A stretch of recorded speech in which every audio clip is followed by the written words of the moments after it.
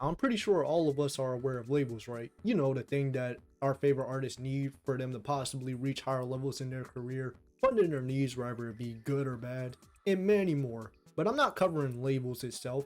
We gotta talk about labels inside of a label. What's up everyone, this is Angie's, and low-key I was honestly hesitant, right? Yeah, that's how you say the word. Hesitant to make this video, but the whole feud with Lucky and Cardi from a while back, more specifically Lucky tweeting this tweet I'm gonna put on the screen, it made me think about something. There's really rappers out here who signed to a rapper who's most likely signed to a label, which is a very Russian roulette move when you really think about it. Usually there's always that one standout rapper or possibly a few artists from that said established artist label, but then after a year it seemed like everything changes. And there's two rappers in particular that instantly came into my head when I thought about this topic.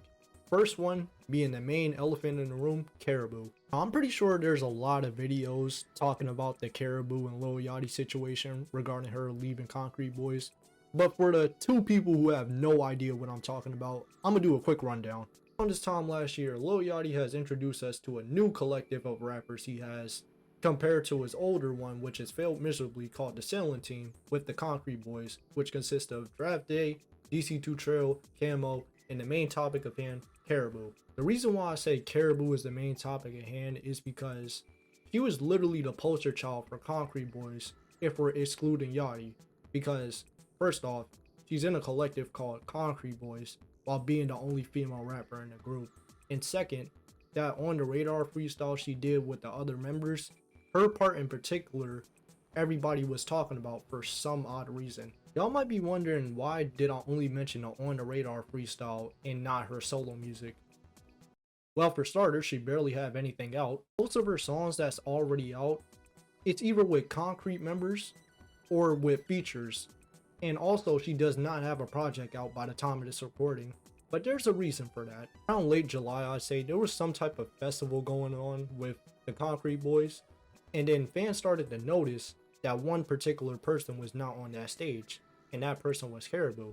And then when Karrahbooo did show up for that said festival, fans started to notice that she was only up there by herself and didn't go with the other Concrete members, which led up to some questions by fans. Then a few days afterwards, Lil Yachty confirmed that Karrahbooo was no longer a part of Concrete Boys, and that was pretty much the end of it, until a fan in particular told us how Karrahbooo really felt. Allegedly, Karrahbooo told this said fan while she was at work, basically saying that how the Concrete members mistreated her and nobody had her back for real outside of DC2 Trail. And around this time, Yachty dealing with backlash for the millionth time due to how he treated his best friend Mitch around Key Glock on their episode This Is a Safe Space, which led to Karrahbooo doing some subliminal shots, and that led to Yachty basically crashing out on everybody.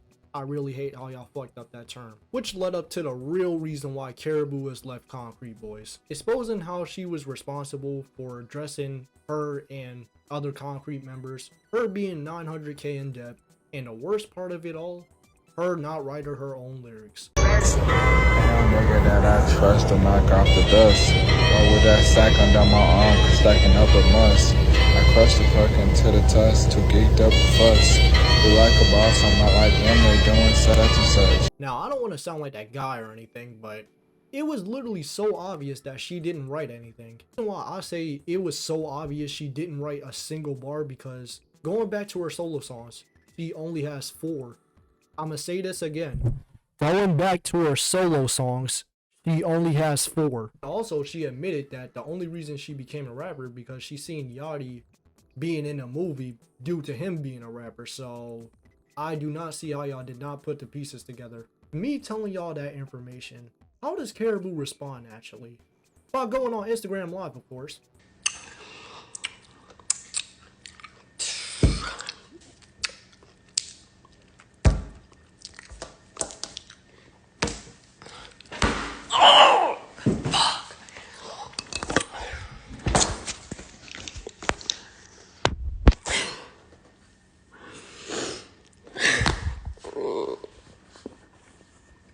Free Thug and whoever else who would need to be free. Help me. Literally, help me. I'm being silenced. I'm being silenced. 3 months.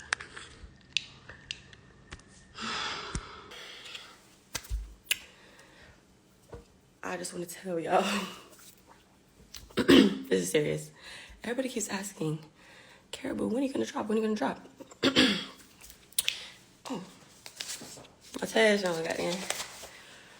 But the answer to that question, when am I gonna drop? The answer to that is, me personally, I'm ready whenever. You feel me? If you get what I'm saying. Feel me? But yeah. Thank y'all for coming to my live. Everything is fine and I'm okay.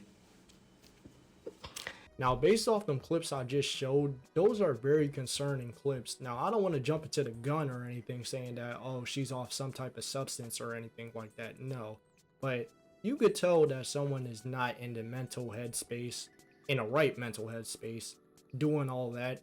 And with her saying that she's being allegedly silenced, and the fact that she can't drop due to the circumstances with Concrete Boys, whether that's true or not, it doesn't look good on both ends for real. The general consensus on the Concrete Boys was very 50-50. You had one half of people who didn't mind the group and actually liked their music, and another side who just jump into the conclusion that they're all many yachties and they don't make the best music. Me personally, I thought the group was fine. Their project, It's Us Volume 1, that was a solid project in my opinion, and had a few songs I still come back to, but I don't think they'll be the same without that standout being gone. And most likely that'll be the last project, the one and only It's Us volume in the series, if you want to call it that, because outside of Karrahbooo, nobody else stood out. I'm not a bid or anything when I say they're not going to have the same amount of shine without Karrahbooo. But think about it like this. How much backlash do Lil Yachty get? It's like a monthly subscription of bro getting backlash, especially on social media, whether he's saying something or dropping something that nobody likes.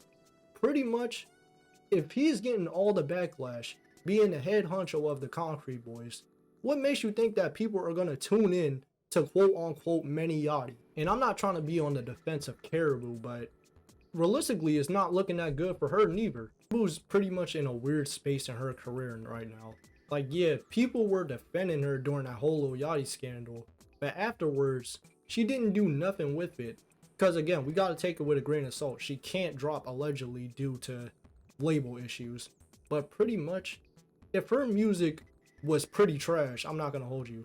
If her trash music was out and written by Yachty and Mitch, and still wasn't good, what makes you think it's gonna be any better when she doesn't have those writers? If anything, it looks worse that Yachty and Mitch is not in her circle, because I seen a clip of a live of her recording music, and the process looked so hard to watch because she was stuck on the same line for 5 minutes, no bullshit. I was gonna say hopefully I'm proven wrong, but she just dropped a song like 2 days ago. I just heard it and yeah, it's a Karrahbooo song.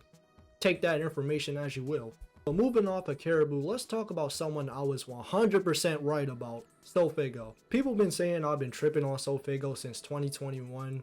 Well, it seems like his fans is doing it too, because I see a lot of videos talking about how y'all don't care about SoFaygo dropping music anymore due to the fact he don't do that. So all I'm saying is y'all switched up, say on that side, man. All my bias aside, SoFaygo is another example of why I say signing to a rapper label is a Russian roulette for real, because I don't want to sound like a broken record when I say this, but him and Yeet was literally taking over the 2021 underground wave. Easily the biggest artist out of everybody on that wave at the time. You could possibly say SoFaygo was the bigger one of the two due to songs like Everyday and Off the Map going crazy on TikTok. And him signing the Cactus Jack on top of that, you would think something would come out of this, right?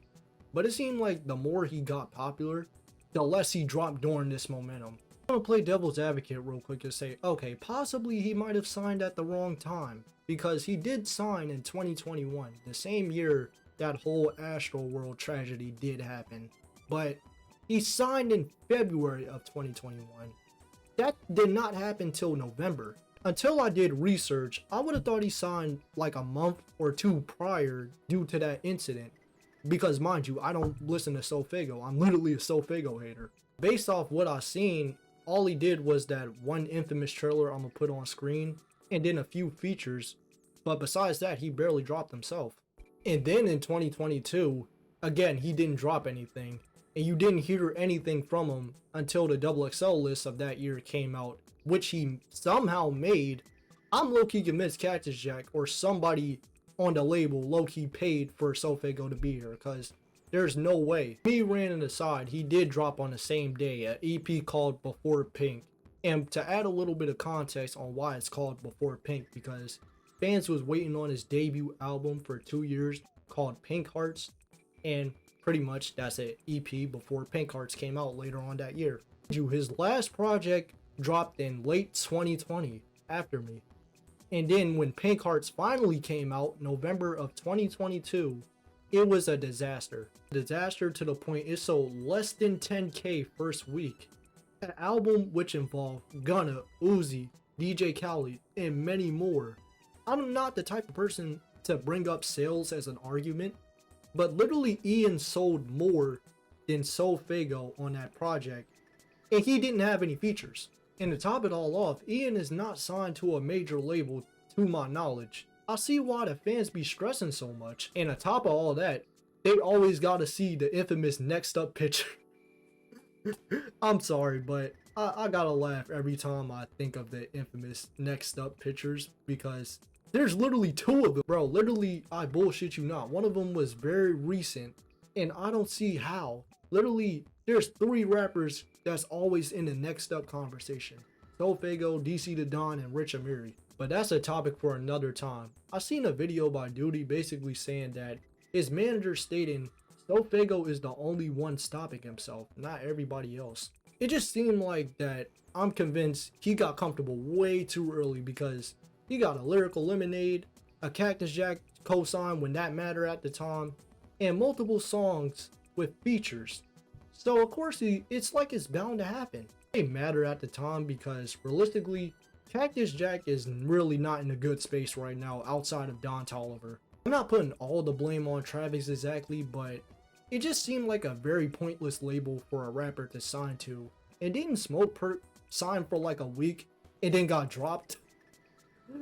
Bro, clearly there's something going on over there that we don't know. It seemed very pointless this sign over there if the artists are just gonna hold on to music like SoFaygo and Sheck West. Let me do a little mini rant real quick. I feel like we'd be having a different conversation regarding Sheck West if he was on Fiend. Yeah, he's on the vinyl version, but that's a vinyl version. He's not on streaming services, what really matters for real. Like, bro, imagine Sheck West on stage performing Fiend, especially with the stage presence he has.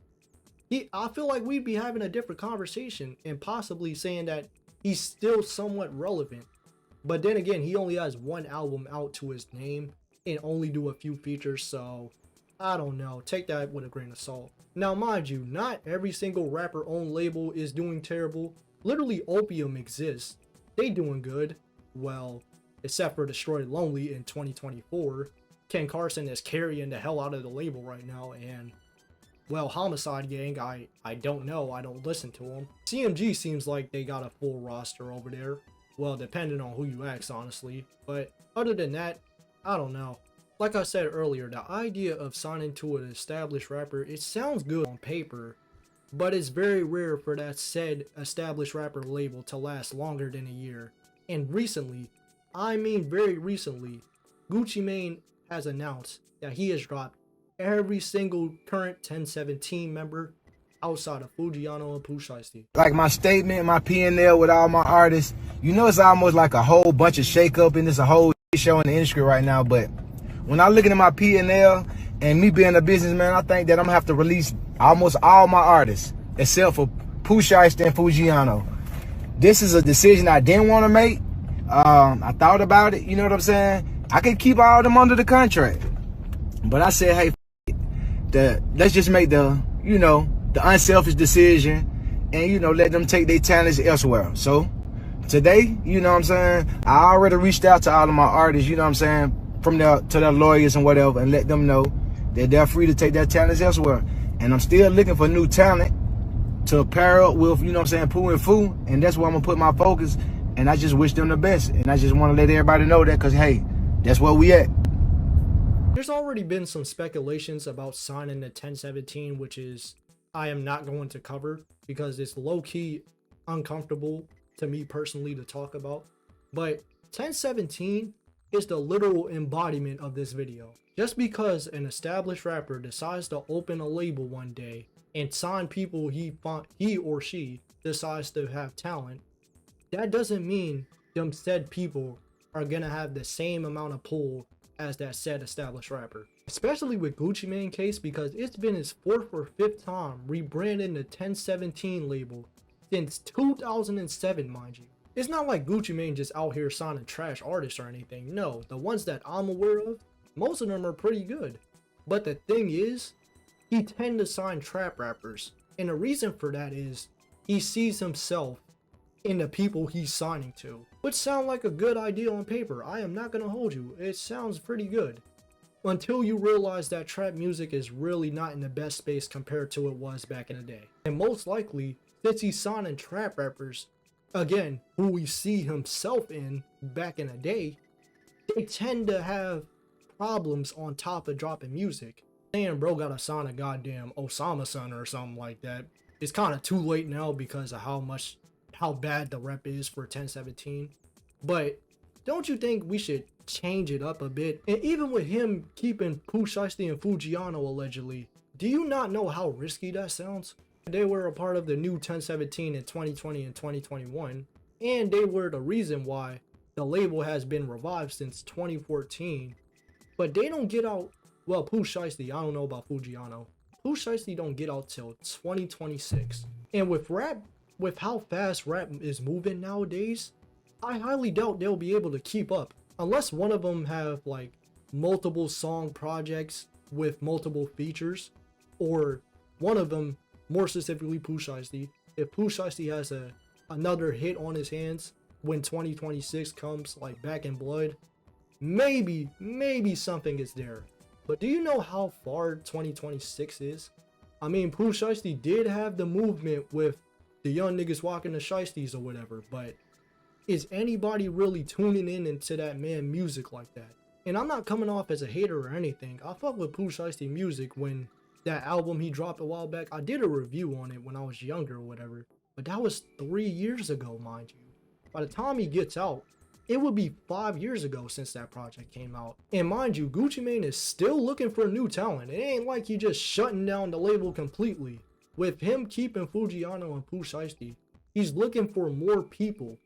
I don't think that label is gonna go any further than it is, sadly. But if you made it this far about rapper labels, I greatly appreciate it. Make sure to like, comment, share, subscribe, follow the social medias. Low-key trying to branch out, or starting to branch out, whatever YouTubers be saying, because obviously I'm not a professional.